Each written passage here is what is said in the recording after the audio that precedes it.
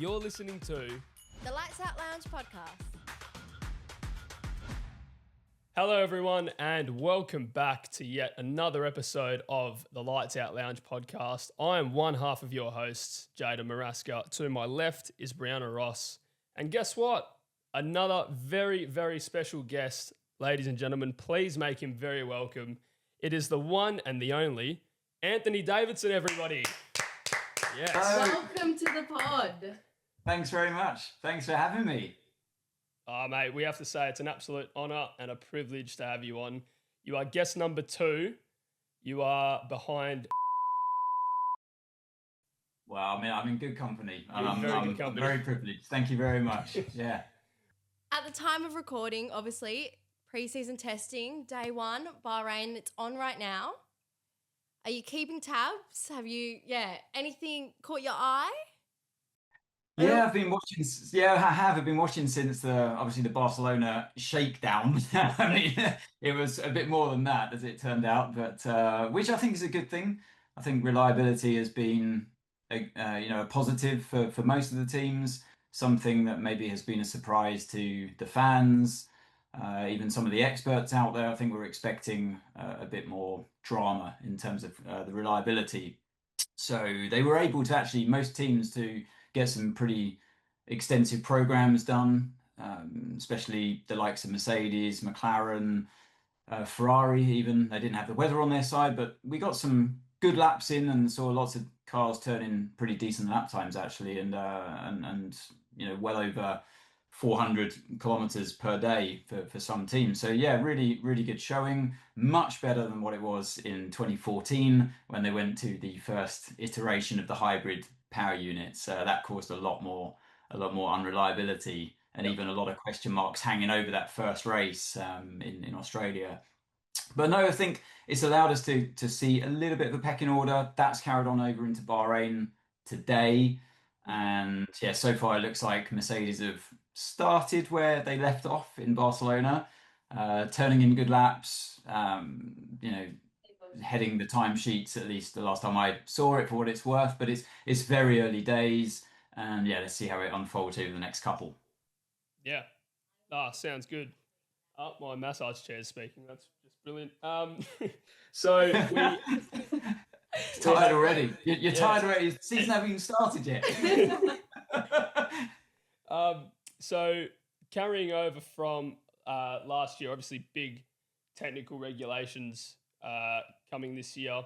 Do you think, in terms of this upcoming season, do you have, obviously no one knows as of yet, but will we have, do you think, a more enthralling season than last year? Is there going to be more drivers fighting for the title rather than just the two McLarens and Max, who just, was not gifted the position, but he found his way up there? Do you think this season there's going to be more chaos, more drivers fighting for wins, more teams getting podiums?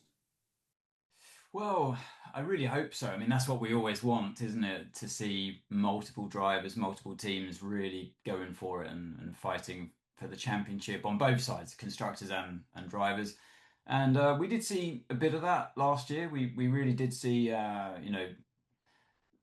certain teams have their ups and downs, and then it all kind of came to a crescendo at the end. And but no, I think ultimately, whenever there's a new set of regulations that come along, and this is a big change from where we were last year, I think it's always like you throw the balls up in the air and you see how they land, and it might not be, and quite often isn't, the same pecking order as it was the year before. So for me, that's the most exciting bit, is just seeing who has got the best car to start with. And in the first year, usually what happens, not like 2022 where Red Bull just stormed ahead and had the best car by miles all season. What you usually see in a new set of regulations is a dramatic improvement with the cars through the year, because the teams are learning so much about the new equipment, the new regulations, and every single new advancement of aero tweaks or power unit tweaks, whatever comes their way, the learning curve is almost vertical. So every item you put on the car is, dramatic improvement in performance, and then that can change the pecking order yet again, and we often see that. So yeah, I mean, I really hope we're going to see drivers able to showcase their talents more this year with the new rules. I think the cars, well, I know the cars will be much harder to drive. They're going to be sliding around a bit more. Yep. They're going to be around 4 to 5 seconds slower lap times than we were seeing in qualifying from last year to begin with. But like I say, I expect that to dramatically decrease as the year goes on, and then into the following seasons, it will just obviously come down and down as we go on, as they put more and more performance on the cars. But yeah, the drivers are definitely going to have their work cut out. Yeah. And I think in the early stage, it's going to be about minimizing mistakes, because it's going to be unfamiliar territory for them going into certain corners at different speeds and grip levels to what they've been used to in the past. Is there any team or driver do you think these new regulations might be catered for more so? We did our predictions early on, like blind before any preseason, and we both agreed we think Mercedes will be constructors and George Russell drivers champion, which is just complete guessing. But I guess anyone, you think these regulations might be more suited for, or just a wild, guess who you think might hit the ground running from race one? Well, I mean, luckily I do a lot of the Mercedes simulator work, and so I've got a very good insight into what's going on in for the drivers behind the wheel, albeit it's only a virtual environment, but you still get a lot of information from the power unit side of things, the energy management. You're going to hear that a lot this year, talks of energy management, where it's best to use your energy through the course of a lap. And I think it's going to favor and benefit those drivers that have that extra thinking capacity when they're in the car. Drivers that can or will do a lot more homework outside of the car. It becomes, in that regard, a lot more like how I see rally drivers work outside of the car. They have to do a recce of the course. They work with the co-driver and their team.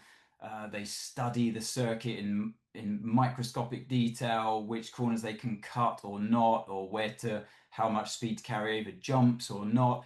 And you have to put all of that together before you get into the car, and then deliver it, and also remember it, and have your co-driver relaying those notes to you as you're going. So this year for the F1 drive is going to be a lot more like that. You could just jump into the car underprepared, but it will bite you. This year it will bite you. So those kind of drivers that are more willing to study and think about things when they're in the car, it's going to benefit them. So let's have a think of which drivers we think it will suit. And I think it will suit Lewis. I don't know. I mean, maybe Verstappen, someone like him would be good. He's into everything. Russell, George Russell, he's a very intelligent character. Yeah. So, yeah, these kind of drivers, the wily old fox of Fernando Alonso, maybe people like that are always thinking about where they can find that unfair advantage.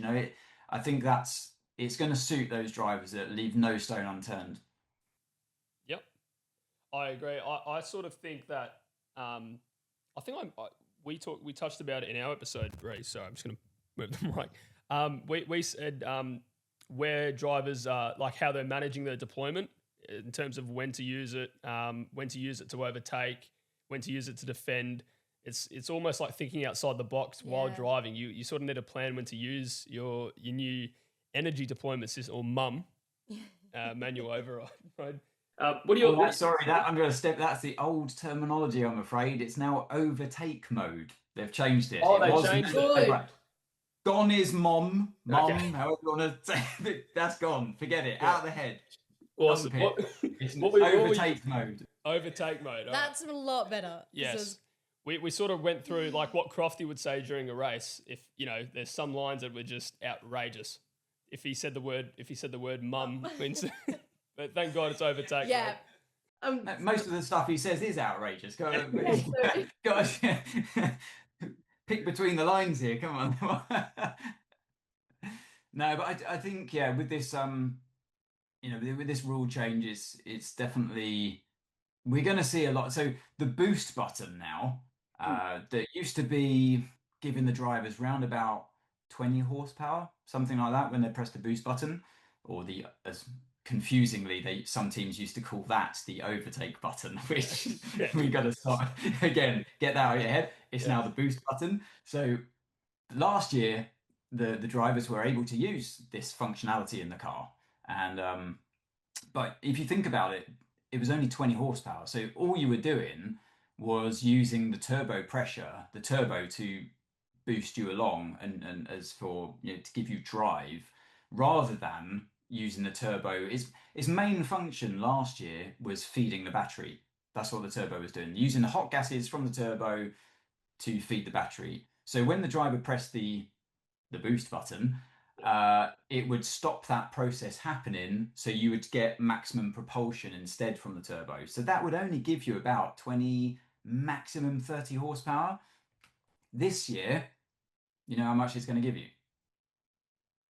I can't remember. 470 Yeah, horsepower. yeah, yeah.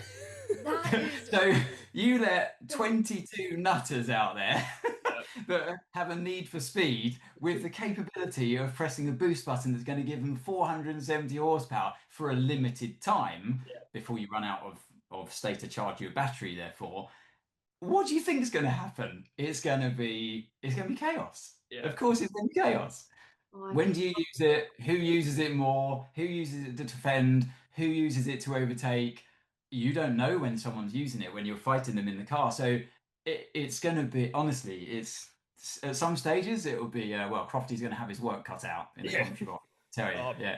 bring on Melbourne. Yeah, bring on Bring on Melbourne. Can Melbourne. you imagine if it's raining again like last year? Oh, Oh, I you won't need. Actually, you know what though? So that's an interesting point. This year in the rain, you're gonna actually recoup a lot more energy than you would do in the dry. Mhm. Because if you think about it, in the rain, you're lifting off more, you're braking more, braking distances are longer, and every time you're lifting off the throttle or braking, you're recharging Yep, because it's kinetic energy. So yep. recharge, recharge. You get a lot of that in the rain. So then everyone's battery is usually quite topped up. Cool. You're close to 100% nearly all the time. So you therefore have the opportunity to dump that energy as well, to Mm. press the boost button and dump it. So actually, the more fun and games start when you're energy deprived Yep. in the dry conditions, short braking zone, the absolute opposite of what I've just said in the Ooh. wet conditions. So then you're kind of like grabbing any bit of energy you can around the lap to top your battery up. Then you might be able to deploy some. So, and Melbourne, really handily as the first race, is a perfect showcase of an energy starved track Yep. because you're flat out nearly everywhere and there's hardly any braking zones. So that it's going Melbourne will start with a bang Yeah. because it's going to really highlight just how strategic the drivers have to be behind the wheel in using their energy wisely. Yep. Yeah, I can't wait. Honestly, I just hope also the melt because me and Brianna we attended last year's Grand Prix and the weather. It was. Were you in attendance? Were you there? No, I haven't been to Australia since 2019, that dreaded year of when COVID Yeah. kicked in and Yeah. kicked us all out of the racetrack. And that was the last time I was in Oz. So Yeah. yeah, I'm really looking forward to coming back this year.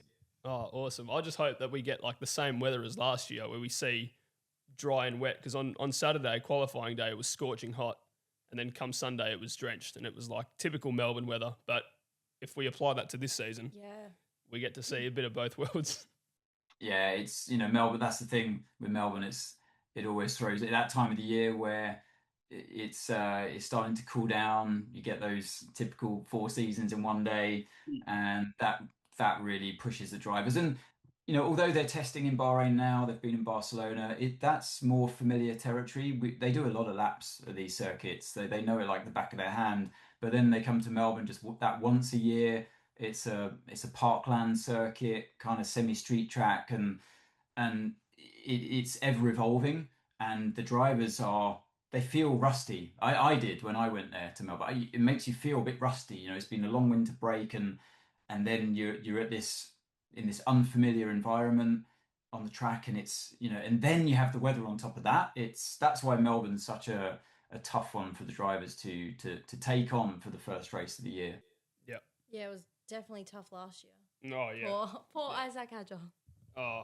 Well, it came good in the end, didn't it? And Yeah. now sits there alongside Verstappen. So I'm I'm really very that's one of excited the to see that. yeah one of the big intrigues for me this year is to see how yet another young hotshot teammate Yeah. takes on Yes. Verstappen, and how does he survive it? And does he?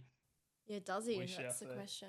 We shall see. Speaking about Melbourne, home hero Oscar Piastri obviously fought to the end last year with teammate Lando Norris. The defending champions. Do you think it's all? There's no papaya rules this season. All it's gloves off, because I think Oscar certainly has the ability to become world champion. Lando is now a proven world champion.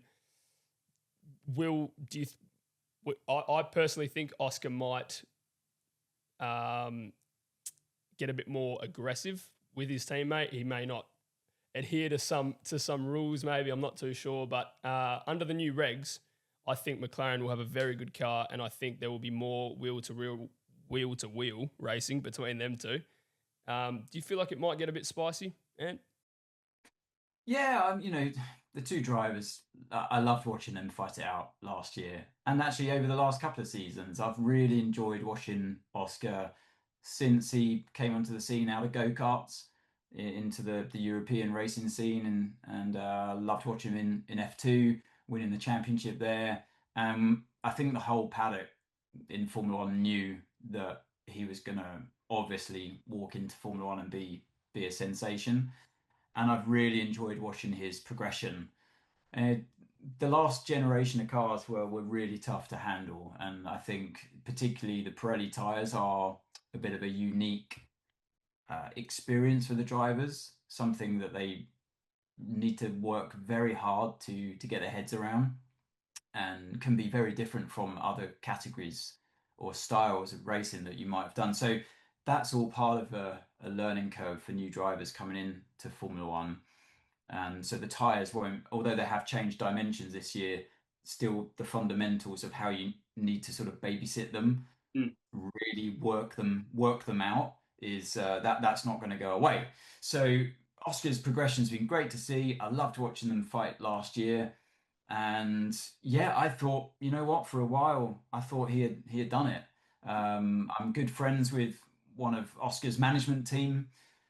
His name's Rob McIntyre. I don't know if that name's come up in Australia at all before, but he's seen him from go-karts all the way through. And Rob and I he used to be my mechanic in karting. Oh wow. So yeah, there's that connection there. So I've heard a lot about Oscar through Rob the entire way through, and yeah, loved watching the way he attacked last year. He's got such a clean driving style, one that suits high speed tracks, and we saw that really come into play. Circuits like Qatar, for example, high speed is a motorbike track, so Oscar got his first ever victory in Formula One at that circuit, albeit a sprint weekend. That kind of track. Suzuka is another one. Silverstone. He flies around these kind of circuits, and I think where the season fell down for him a bit, and where he allowed Lando to kind of get his teeth into it a bit, was around the Baku time. Yeah. I know the whole papaya rules thing and everything, and people have got their opinions on that, but I'm just seeing it from a athlete perspective, as an ex-driver myself, just what can you do that's in your control to win the championship? And I feel like it was around the Baku time, from memory, where it all started to. It just allowed that moment for Lando to start to build the momentum and his confidence. Mm. And then you came into more of those kind of, I call them scratchers tracks, Yep. tracks like Monza and Baku, corner track, or even street circuits like Monaco, where Lando got his victory. Lando's that kind of driver. He's edgy. He likes to fling the car around, use a lot of curbs, and when we got to those kind of circuits, Lando started to come good. Yep. And It just reminded us all, didn't it, last year that the championship is long. There are many Yeah. different tracks out there. You've got to be good at all of them. And yeah, I think despite what happened with all the rules and things, they tripped themselves up a lot last year with that, trying to be too fair in a way, kind of caused lots of headaches within the team and awkward moments, which, Mm. yeah, 100%. And it I'm allowed glad. Max to catch up Yeah, or so yeah, slip ups. yeah, it's hard to manage when you've got a team championship to go for, and Yeah. Yep. then your drivers who are part of that team, but then they're their own entity as well. And at what point do you let them just gloves off and fight it out? But at what point are they actually an employee of the team? Yeah, all awkward, all awkward. But yeah, Very. they won the championship convincingly. There's a team. The reason why they wrapped it up so early partly is because they had the best car, Yep. but mostly because they had two amazing drivers that were so evenly matched. They blitzed it. Yep. So that's their strength. Actually, that's their strength as a team. And the fact that they were able to wrap that championship up as a team in the constructors so early is testament to how good both and how evenly matched Lando and Oscar are. So I'm sure that's going to continue into this year. I'm sure they'll deliver a good car. And yeah, I, Oscar and Lando, they get on. They really do get on, and but they desperately want to beat each other when they're on the track, and that's great. I like seeing that, and I'm sure it will come. We'll see a few more elbows out moments this year, and hopefully, it will be they'll be fully allowed to do that. I'm sure they will be. Mm. Hopefully. Yeah. No, for sure. You're going to be in the commentary box this season. You are most weekends. Tell for I'll be honest, it's my dream job. I love commentating. I commentate myself on the F1 game, playing FIFA, anything like that. I love commentary. You've gone from an ex-driver to now being in the commentary box and race control. What's that job like? It sounds amazing. It is amazing, I often remind Crofty that particularly for him, it's just the dream job. We are living the dream of a lot of fans, and it's easy to forget that when you're throwing yourself into work, and it is work. It is hard. Everyone's job is hard, and you have your ups and downs, good days, bad days, but you can never forget that it is really it's a dream job. We fly around the world watching an incredible sport that we absolutely love, and I think that goes for everyone within Sky Sports. They love sport, they love giving it the Sky Sports treatment, and that's exactly what they did with Formula One. They couldn't wait to get their hands on F1, and it's always a positive atmosphere and environment, and that's the way we attack our commentary. But it is, we realize we are going out to places like Australia as well, and what is it, over 65 countries now that Sky F1 goes out to. Yep. So we know we've got that responsibility behind the mic, or when I'm on the Sky pad Yep. analyzing stuff, which I love as well. And we, particularly myself, we as a whole team, we try to be really as neutral as we can. I see things as I look at it as an ex driver myself, and I will praise someone when they have a good day, and I'll be critical when they have a bad day, and I do that with the teams as well. Yep. Even Mercedes, who I'm affiliated with, I will be the first one to criticize if they've had a dodgy pit stop or something. It shouldn't happen, and they have to sort things out. Things need to be improved, but you obviously have to tread this line in commentary. Yep. Obviously, you can't swear for the first rule of thumb. Yeah, so no profanities, and also just in the heat of the moment, realizing that you've got always two or three camps that are watching with their vested interest of their favorite driver or team, and you have to deliver it as kind of neutrally as you can, as a voice of authority, but also as entertainment, and towing that line is there's big pressure, And sometimes those kind of days, whenever you see a big moment unfold live on script, you think you're excited by it, Yeah. but at the same time you think, oh no, we're going in, okay. And that's always the tense moment. Your adrenaline spikes in those moments, and you don't always say the right thing. Yeah. We're only human. You don't always say the right thing, and afterwards and I think it's fair that you can sometimes change your opinion on a second or third view of another camera angle, and I think that's where when I do the Skypad stuff, sometimes it cleans up a lot of the things that I've seen or said even during commentary. To close out the episode, some exciting news. Yourself and Crofty are coming to Australia, specifically Sydney and Perth, for the Crofty and Ant show. Tell us a bit about the show. What can fans expect to see that they won't see anywhere else? We're both going. We're super excited. We've been the last couple of years, and this is the first time you'll be joining Crofty on the tour. So yeah, we just love to hear about the show. Yeah, so the show that Crofty's put on for the last couple of seasons now, in between Australia and usually China, which follows. Crofty will be in Sydney first of all on the 2nd of March. A bit of a smaller show than will be in Perth, so it'll just be him. So I'm not joining him in Sydney, so it's before the Grand Prix weekend. And then after the Melbourne Grand Prix, Crofty and I flying over to Perth and putting on the show on the 9th of March at Subiaco Regal Theatre. And it's going to be great. It's going to be a big crowd. We're going to be talking, obviously, all things Formula One and a few other things as well that happen around the paddock and maybe behind, on and off the microphone. Moments where I've maybe saved Crofty from huge embarrassment in the past with a certain Lewis Hamilton. We'll be talking about that. I'll definitely not let that one go. So come along to make sure you hear all about that particular one. But no, I'm really looking forward to being in Perth. It's my first time. It will be my first time there. And so I'll get a bit of the tourist stuff done as well in between the Crofty and Ant show. So no, really looking forward to that 9th of March, the evening of the 9th of March. You can get your tickets on Ticket Tech, I believe. So yeah, come along and be a part of it. Beautiful. You couldn't have said that any better, Anne. That was brilliant, man.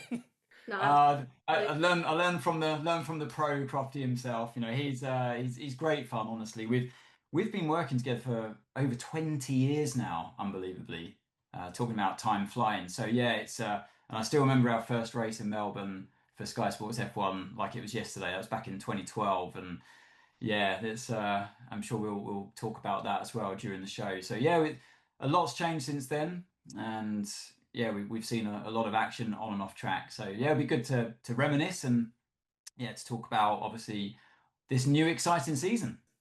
Oh, for Yeah, sure. absolutely. I can imagine it'll be, full of lots of things straight from Melbourne. Be, chaos. And ticket link is in the show notes and our bio as well. So yeah, make sure you grab tickets because it's going to be a really good evening. Yeah, there's a lot of fan engagement. Crofty does a very good job of getting the fans involved as well. So if you don't go, you're missing out. And now we've got the man himself, Anthony Davidson, joining. What are you doing not going? So yeah, get along. Well, Anthony Davidson, thank you so much for joining us. It was an absolute pleasure. Myself and Brianna cannot thank you enough. I'm sure our listeners and our fans on YouTube, Spotify, Apple Podcasts, whatever you guys are on, you definitely enjoyed that. Plenty of insights there from the great man. And yeah, thanks for having it. Thanks for coming on. Thank you so much. No, it's been an absolute pleasure. I've really enjoyed it, and yeah, hopefully we'll see a lot of action when it comes around to Melbourne. And yeah, we'll be today at least. We'll be keeping an eye on the Bahrain test, see how that one goes as well. Thanks so much. Awesome. Absolutely. Thank you very much. Thank you. All right. Goodbye, guys. See you later. Bye. See you next time. If you enjoyed that episode, Make sure to leave a like, comment, and follow for more.